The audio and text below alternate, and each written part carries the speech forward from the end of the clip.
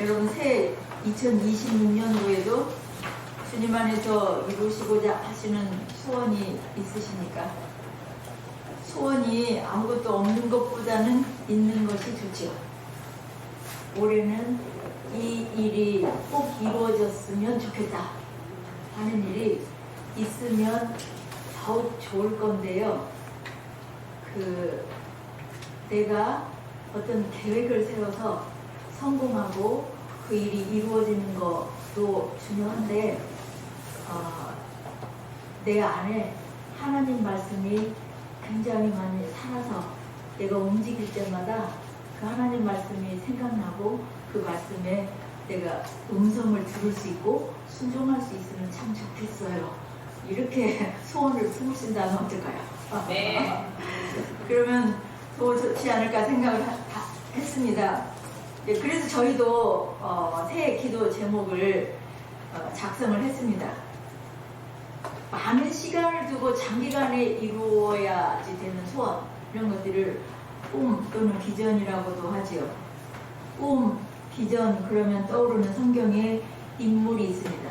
야곱의 아들 요셉입니다. 그런데 요셉이 꾼 꿈은 요셉이 마음에 먹어서 꾼 꿈입니까? 꿈이 꾸어진 것입니까? 꾸어지는 것이지 내 마음대로 꾸는 게 아니에요. 그것을 지금 꿈이라고 하는데 요셉이 꾼 꿈은 하나님께서 꾸게 하신 거예요. 그렇다면 요셉이 꾼 꿈은 요셉이 원해서 요셉이 마음에 품었던 소원입니까? 하나님께서 요셉을 향해서 갖고 계신 소원입니까? 하나님께서 요셉에게 향한 소원이에요. 이것이 중요해요. 하나님께서 나에 대해서 뭘 갖고 계신다고요? 소원이 있다고요. 꿈이 있고.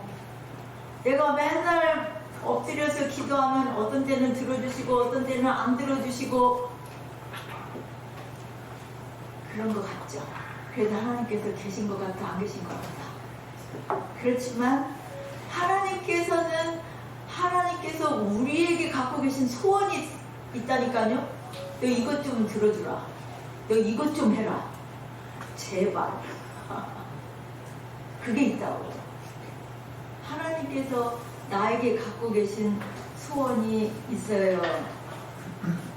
우리는 하나님께 나의 소원을 계속 말할 수 있습니다. 그런 특권을 주셨어요. 내가 어떤 소원을 갖고 있는지 하나님께서 알고 계세요. 뭐 하기 전에, 말로 다 주절주절 하기 전에 알고 계세요. 그런데 기도하게 하시는 이유는 알고 계시지만 그냥 이루어 주시면은 우연인가 보다 해요. 그런데 말로 계속 반복해서 했는데 이루어지면 기도에 응답하셨다 이렇게 말해요. 기도의 응답은 기도했어야 응답이죠. 안 했는데 들어주시면 뭐예요? 우연이라고 생각해요. 그러니까 기도할 특권을 주셨어요. 그런데 하나님께서도 나에게 올 한 해 그리고 더 길게 나한테 이루시고자 하시는 꿈이 있어요. 그것은 내가 알아먹든지 못 알아먹든지 간에 하나님께서는 이루세요. 내가 기도하지 않아도 끝까지 이루세요. 너 그렇게 뺀질거려도 내가 너한테 갖고 있는 소원은 내가 이룬다. 하나님께서 이루세요. 예수님께서 그렇다면 우리에게 가장 원하시는 것이 무엇일까요? 오늘 말씀이에요. 아버지께서 나를 사랑하신 것 같이 나도 너희를 사랑하였으니 나의 사랑 안에 거하라 고 하십니다. 그래서 오늘 제목은 나의 사랑 안에 거하라. 이게 하나님께서 나에게 갖고 계신 소원이라니까요.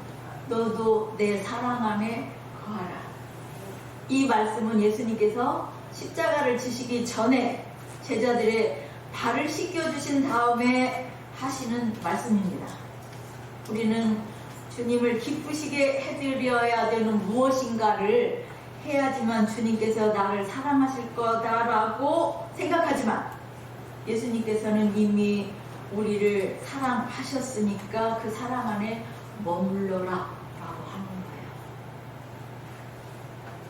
거예요. 내가 주님께서 기뻐하실 만한 일을 뭔가를 했으면 주님도 내 이 일을 이루어 주시겠지. 그렇게 하나님께서 계산적으로 하신다면 우리는 다 죽었어야 돼요. 왜요? 못돼 먹은 짓 하는 것도 다 그렇게 갚으셔야 할 거 아니에요. 그런데 살아있는 유일한 이유가 있다면 하나님 은혜예요. 아버지께서 나를 사랑하신 것 같이 나도 너희를 사랑했다라고 예수님 말씀하시는데, 그렇다면 하나님 아버지께서 아들 예수님을 사랑하셨던 사랑, 그 사랑은 어떤 사랑이냐? 영원하고 완전하고 끊어질 수 없는 사랑입니다. 죽음도 끊을 수 없는 사랑으로 하나님께서는 아들 예수님을 사랑하셨어요. 이 사랑은 우리의 성공이나 실패, 우리의 능력에 따라서 변하지 않습니다. 이 세상의 어떤 것으로도 끊을 수 없는 완전한 사랑입니다.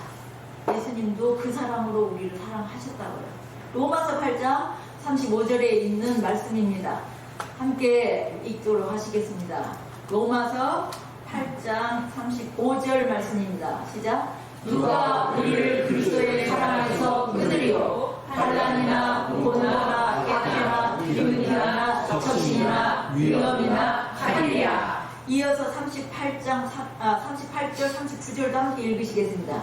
내가 확신하노니 사망이나 생명이나 천사들이나 권세자들이나 현재일이나 장래일이나 능력이나 높음이나 깊음이나 다른 어떤 피조물이라도 우리를 우리 주 그리스도 예수 안에 있는 하나님의 사랑에서 끊을 수 없으리라. 아멘.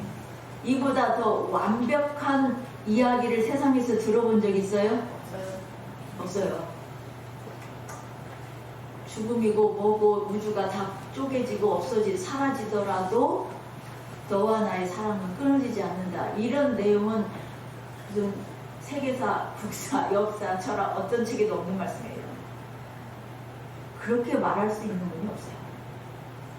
창조주만 하실 수 있는 거예요. 나를 너무나 잘하시는 거예요.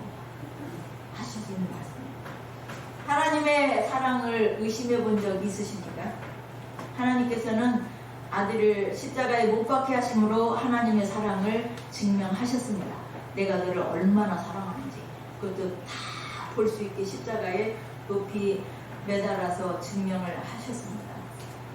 내가 아버지의 계명을 지켜 그의 사랑 안에 거하는 것 같이 너희도 내 계명을 지키면 내 사랑 안에 거하리라. 그러면 나의 사랑 안에 거하라 그러셨으면 어떻게 사는 것이 예수님의 사랑 안에서 거하는 거냐? 계속 사랑해 주셔서 감사합니다. 나도 사랑하겠습니다. 이렇게 하는 것이 주님의 사랑 안에 거하는 것이냐? 그게 아니고라고요. 예수님께서 하나님 아버지의 사랑 안에 거하는 것은 아버지 뜻에 순종해서 십자가에 죽으시는 겁니다. 이게 예수님께서 아버지 사랑 안에 거하는 방법이었어요. 아버지의 계명에 순종해서 아버지의 사랑 안에 거하신 거예요. 그렇다면 우리도 예수님의 사랑 안에 거하려면 예수님의 계명을 지켜라 라는 말씀이에요. 내가 아버지의 계명을 지키는 것 같이 너희가 내 계명을 지키면 내 사랑 안에 거하는 거다. 그러면 그럼 계명이 뭐예요? 그거 지키겠습니다. 우리에게 주시는 계명은 무엇입니까? 내가 너희를 사랑한 것 같이 너희도 서로 사랑하라. 그렇다면 내가 너희를 사랑한 것 같이가 이제 문제예요. 예수님께서는 너희를 사랑한 것 같이가 어떻게 사랑하신 거라고요? 네, 십자가에 자신을 못 박는 거예요. 그런 사랑으로 누군가를 사랑해라. 형제를 사랑해라. 옆에 있는 사람을 사랑해라. 그러면 내 사랑 안에 거하는 거다. 예수님께서 말씀하시는 사랑은 우리가 보통 사용하는 단어 사랑과는 굉장히 낯설어 보입니다. 예수님께서 나의 죄를 위하여 죽으신 것처럼 우리가 옆에 있는 누군가를 위해서 죽는 것이 예수님 사랑 안에 거하는 것입니다. 내 사랑 안에 거하라. 이 말씀을 그래서 다시 제목을 바꾼다면 뭐예요? 형제를 죽도록 사랑해라. 그냥 그 형제를 위해서 죽어라. 이 말씀이에요. 누군가를 위해서 죽어라. 요한일서 3장 16절 말씀입니다. 함께 읽으시겠습니다. 그가 우리를 위하여 목숨을 버리셨으니 우리가 이로써 사랑을 알고 우리도 형제들을 위하여 목숨을 버리는 것이 마땅하니라. 뭐가 마땅하다고요? 형제를 위해서 목숨을 버리는 것이 마땅하대요. 이건 칭찬을 받을 일이에요. 내가 이렇게 했어요가 아니고 그것은 마땅한 일이고 그것이 예수님의 사랑 안에 거하는 방법이라는 거예요. 그 마땅한 일이라고. 마땅한 일. 나를 좋아하는 사람을 좋아하고 나를 인정하고 칭찬해주는 사람에게 친절하게 대하는 것은 어렵지가 않습니다. 그거는 그냥 그렇게 하라고 말씀 안 하신 이유는 그렇게 하라고 안 해도 해, 씨가. 왜? 나한테 잘해주니까. 나한테 잘해주는 사람은 그렇게 하지 말라고 해도 간쓸게도 빼줄 것처럼 잘해요. 그러니까 그런 말씀은 안 하세요. 그런데 죽어야 하는 사람이 어떤 사람이냐면 죽어야 하는 사람. 예수님께서 말씀하시는 사람은 감정이 아닙니다. 우리 몸에 호르몬이 분비되어서 누군가를 좋아하고 며칠만 못 보면 병나고 이 사람이 죽으면 나도 죽어야 할 것 같고 이런 사랑을 의미하지 않습니다. 예수님의 사랑은 감정보다 훨씬 더 깊이가 있고 근본적입니다. 예수님의 사랑 안에 거하는 것은 나의 감정과 고집을 꺾는 겁니다. 캄보디아에서 복음을 전하시는 전영순 선교사의 동영상을 보았습니다. 여러분도 보신 분들 많이 계실 거예요. 모태신앙이었던 선교사님은 한국에서 약사를 하다가 남편을 따라서 미국으로 건너가 거기서 거듭나고 예수님을 사랑하겠다고 약속했습니다. 미국에서 다른 집 어린아이들을 맡아서 돌보는 일을 했습니다. 어느 날 하나님께서 전도하라는 말씀을 주셨습니다. 그분은 시킬 만한 자를 시키소서. 여기는 다 똑똑한 사람들이고 나는 학벌이 최하이고 남의 집 애 보는 신세인데 제가 전한다고 이 사람들이 믿겠어요? 다 유학 온 사람들이고 박사학위 받고 있는 사람들이고 그랬는데 하나님께서 이분의 목소리를 걷어가셔서 소리가 나지 않았습니다. 처음에는 애들 돌보느라고 너무 힘들어서 그런 줄 알았어요. 소리가 안 나오는 줄 알았어요. 그러다가 며칠이 계속 지나니까 이제 그 거절하고 있었던 것 때문이라는 걸 알아먹었어요. 다시 엎드렸습니다. 예수님 전도하겠습니다. 근데 뭐라고 할까요? 어떻게 할까요? 네가 나를 사랑하는 만큼 전해라. 누구부터 전도할까요? 교회 안에 있는 너 같은 자, 종교 껍데기들에게 전해라. 그러니까 교회 주소록을 갖다 놓고 쫙 명단을 훑어봅니다. 강씨, 곽씨, 쭈루룩 훑어보다가 이제 딱 마음에 걸리는 사람이 있어요. 그럼 이제 전화를 하기 전에 예수님, 저는 신학도 안 했고 제가 먼저 성경 가르치겠다고 말을 못합니다. 라고 기도를 합니다. 제가 전화하면 저쪽에서 먼저 말하게 해주세요. 그리고 전화를 합니다. 전화를 하면 저쪽에서 먼저 태호 엄마, 나 성경 좀 가르쳐줘. 나 몰라요. 아는 만큼만 가르쳐줘. 그렇게 해서 성경 공부를 시작했습니다. 토요일 날은 저녁까지 떡을 만들고 음식을 만들어서 유학생들을 섬겼습니다. 이분은 자신은 성품이 순해서 교만한지 몰랐대요. 그런데 교만의 목이 부러지고 나서야 예수님의 말씀이 가슴에 새겨졌다고 했습니다. 예수님의 사랑 안에 거하는 것은 내 교만의 목이 부러지는 겁니다. 나의 사랑 안에 거하는 건 뭐 하는 거라고요? 교만에 목이 부러지는 거가 예수님 사랑 안에 거하는 거라고요. 그때부터 선교사님 안에 긍휼의 마음, 예수님의 사랑이 흐르기 시작했습니다. 예수님의 사랑을 경험하게 되면 내 고집이 부러지고 예수님의 말씀에 순종하게 되면 그때부터 사랑이 뭔지를 알게 되어서 이제 그때부터는 죽기가 쉬워져요. 내 고집을 꺾기가 한결 쉬워져요. 다음 이야기는요, 무릎으로 사는 그리스도인 책에 나오는 이야기입니다. 얼마 전에 체프의 선교학교에서 기숙하고 있던 마나시라는 12세 중국 소년이 휴일을 맞아 집으로 돌아갔다. 그는 본토 목사의 아들이었다. 그가 아버지 집 문 앞에 섰을 때 그를 향해 뛰어오는 말 탄 사람을 발견했다. 그 사람은 이교도로서 대단히 당황하고 있었고 정신없이 예수쟁이 목사를 찾았다. 그 소년은 자기 아버지가 출타했다고 일러주었다.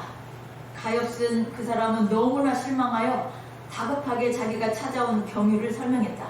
친구의 며느리에게서 귀신을 쫓아내기 위해 거룩한 사람을 보내달라는 부탁을 받고 수마일 밖에 있는 이교도 마을에서 왔다는 것이다.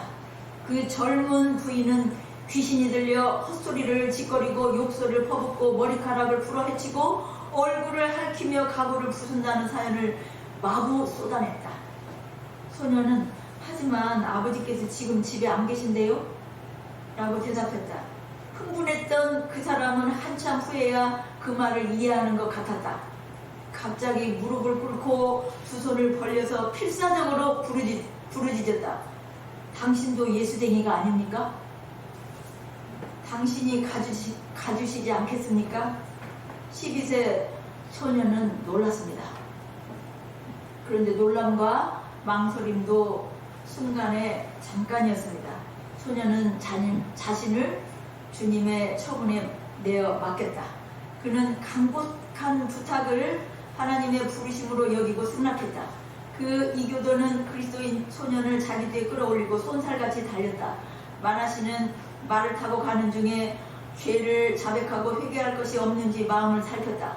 성경에서 귀신 들린 자들과 그것을 다룬 방법을 기억하게 해달라고 기도했다. 그들이 현장에 도착했을 때 가족 중 몇 사람이 완력으로 발악하는 여자를 침대에 묶는 것을 보았다. 현지 목사를 청하러 심부름꾼이 갔다는 말을 듣지도 않았는데 그녀는 바깥 마당에서 들리는 발자국 소리를 듣자마자 소리쳤다. 너희들은 비켜라. 내가 도망가야 한다. 예수쟁이가 오고 있다. 난 그를 이길 수 없다. 그의 이름은 마나시다. 마나시는 방에 들어가 인사를 드린 후 무릎을 꿇고 기도하기 시작했다. 그리고 주 예수님을 찬양하는 찬송가를 불렀다. 그리고 부활하신 주님의 영광과 전능의 주님의 이름으로 마귀에게 나오라고 명령했다. 즉시로 그 부인은 지쳐 엎드러지면서 조용해졌다. 그녀는 그날부터 완전히 회복되었다. 마나시는 하나님의 사랑을 알게 되었어요. 그 미친 여자 한 사람을 얼마나 사랑하셔서 12살짜리를 보내는지요. 그 말에 자기가 그 말씀에 가야 되겠다. 이건 하나님 음성이다. 라는데 자신을 굴복시킨 다음에 하나님의 사랑을 아는 거예요. 이게 예수님의 사랑을 아는 방법입니다. 우리들 대부분은 하나님의 능력 그리고 그 압도적인 불가항력적인 사랑에 대해서 아는 듯 모르는 듯 그렇지만 잘 모르는 것 같습니다. 예수님의 사랑 안에 거한다는 것은 나의 나이와 능력에 관계없이 나 자신을 주님께 맡기는 것이 사랑 안에 거하는 겁니다. 나는 그럴 능력 없어요. 귀신은 고사하고 내 동생도 미친 것처럼 날뛸 때 조용하게 만든 적이 없어요. 이래 가지고는 예수님의 사랑을 경험하기가 내가 뭔가 잘해서 순종하는 것이 아닙니다. 순종은 속박이 아닙니다. 예수님의 말씀에 순종할 때 놀라운 그분의 사랑이 우리를 감싸줍니다. 목숨을 다해 서로 사랑하는 주님의 말씀에 순종할 때 우리 안에는 세상에 줄 수 없는 기쁨이 넘칩니다. 이 기쁨은 딜라이트가 아니라 조이. 정말 기쁨이 우리 안에서부터 솟아납니다. 주님으로부터 흘러나오는 기쁨은 근원적인 기쁨입니다. 금방 누가 기분 나쁘게 하면 그냥 사라지는 기쁨이 아니에요. 기쁨이 충만한 상태가 되는 거죠. 예수님의 사랑 안에 거하시면요. 이웃을 사랑할 때 우리의 기쁨이 충만합니다. 특별히 나를 싫어하는 사람, 내가 눈길도 주기 싫은 사람, 사랑할 수 없는 사람을 사랑할 때 기쁨이 충만합니다. 그것은 내 능력이 아니거든요. 내 안에 그 사람을 미워하던 고집이 꺾였거든요. 사랑하라는 예수님 말씀에 항복했거든요. 그렇지 않고 그 말씀에 항복하지 않는 이상은 계속 그 사람을 끌어올려서 미워하기를 즐겨합니다. 그걸 즐겨요. 계속 또 끄집어내서 또 그 말을 되시고 미워해야 될 이유를 안 버리고 그 속을 그걸 아주 즐기고 있어요. 속에서. 내가 미워하고 싫어하는 원수가 그런데 가족일 때도 있어요. 남편이 원수고 아내가 원수고 형제 자매가 원수고 심지어 부모가 원수되어 담을 쌓고 사는 사람들도 있습니다. 어렸을 때 받았던 학대 때문에 아버지의 미움을 마음에 품고 사는 사람들도 있어요. 죽이고 싶도록 미운 사람이 멀리 있는 여러분이 알지도 못하는 사람이 아니에요. 그냥 가까이 있는 사람들입니다. 다 아는 사람들이에요. 너무나 가까이 있는 사람들이 주로 그래요. 옆에 있는 사람을 사랑하기가 얼마나 어려운지 예수님께서 그것을 아시고 내 형제를 내가 너 사랑한 것처럼 사랑해라. 그러면 내 사랑 안에 거하는 것이다. 그렇게 말씀하세요. 이것은 내 사랑 안에 거하라. 그 말씀은 매일 죽어라. 그 말씀이에요. 그런데 너무 고상하게 말씀하시죠. 나의 사랑 안에 거하라. 이 말씀은 엄청나게 좋게 들리고 너무나 그렇게 하고 싶고 그런데 너 죽어라. 그러면 그렇게 하고 싶어요? 못하는데요. 쉬워요, 어려워요. 이제 내 사랑 안에 거하라 하는 말씀이 쉬워요, 어려워요? 무지하게 어려운 거죠. 이렇게 어려운 일을 하면 그럼 뭐가 생기는데요? 뭐가 좋은데요? 상대방만 좋아할 건데요. 예수님의 사랑 안에 거하는 것의 결과는 8절에 있는 말씀입니다. 8절 읽으시겠습니다. 시작. 너희가 열매를 많이 맺으면 내 아버지께서 영광을 받으실 것이요 너희는 내 제자가 되리라. 예수님의 이 사랑 안에 거하면 내가 죽어서 제가 기분 좋아져. 그러면 하나님께서 영광을 그것으로 받으신다고요. 그리고 내가 그런 열매들이 사랑의 열매가 맺게 되고 이제 그것이 제자 되는 거예요. 제자가 된다는 거죠. 그래서 내 제자가 되리라 라는 말씀에 요한복음 13장 34절 35절을 더 읽으시겠습니다. 시작. 새 계명을 너희를 주노니 서로 사랑하라. 내가 너희를 사랑한 것 같이 너희도 사랑하라. 너희가 서로 사랑하면 이로써 모든 사람이 너희가 내 제자인 줄 알리라. 그러면 이제 예수쟁이 온다. 그 정도 된다고요. 제자가 된다. 다른 사람들이 예수쟁이 온다. 도망가야겠다. 그 정도 된다. 예수님과 같은 사랑을 하게 될 때 사람들이 내가 예수님의 제자인 줄 알아요. 다시 요셉의 이야기로 돌아가 보겠습니다. 요셉이 하나님의 은혜로 바로왕의 꿈을 해석하여 애굽의 총리가 되었습니다. 요셉이 자신을 죽이려고 했다가 외국에 팔아먹은 형들을 계속 미워하고 복수할 날만 기다리고 있었던 것이 아닙니다. 큰아들 므낫세를 낳았을 때 하나님이 내 모든 고난과 내 아버지의 온 집 일을 잊어버리게 하셨다라는 의미로 그렇게 지었어요. 이 말은 지난 날을 얼마나 자신이 잊고 싶었는지 몰라요. 형들이 나를 죽이려고 구덩이에 집어 넣기 전에도 계속 그냥 언사가 불평했다고 그랬어요. 언사가. 왜요? 아버지의 사랑을 독차지하고 형들하고 다른 제일 좋은 옷만 입고 있으니까. 그래서 미움받았던 것, 그것이 그 마음 안에서 쉽게 지워지지 않았기 때문에 아들 이름 자체를 그렇게 지었어요. 내가 잊어버리고 싶다. 잊겠다. 이렇게 지은 겁니다. 그런데 그 요셉이 형들을 만났을 때 형들을 위로합니다. 창세기 50장 19절에서 21절입니다. 함께 읽으시겠습니다. 요셉이 그들에게 이르되 두려워하지 마소서 내가 하나님을 대신하리이까 당신들을 나를 해하려 하였으나 하나님은 그것을 선으로 바꾸사 오늘과 같이 많은 백성의 생명을 구원하게 하셨나니 당신들은 두려워하지 마소서 내가 당신들과 당신들의 자녀를 기르리다 하고 그들을 강복한 말로 위로하였더라. 누가 누구를 위로했다고요? 요셉이 팔아먹은 놈을 위로했다고요. 죽으려다 살아난 사람이 죽이려고 했던 자들을 위로했다고요.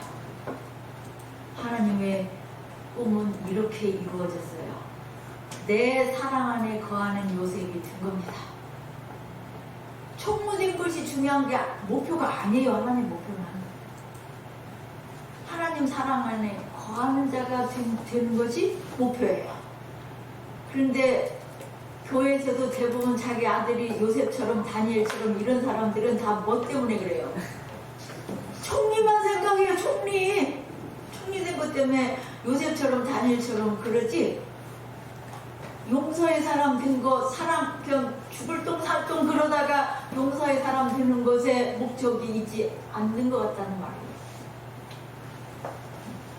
나의 사랑 안에 거하라. 그것이 하나님께서 올해 우리 안에 가지신 뭐라고요? 소원이라니까. 너 내 소원 좀 들어줘. 너 제발 내 소원 좀 들어줘. 안 들어줘? 내가 그렇게 만들지. 내가 그렇게 만들지. 계속 어려움으로. 요셉은 알지 못하고 어려움 속에 계속 죽을 구덩이에도 들어갔다가 노예로도 갔다가 감옥에도 갔다가 그리고 용서하게 되었습니다.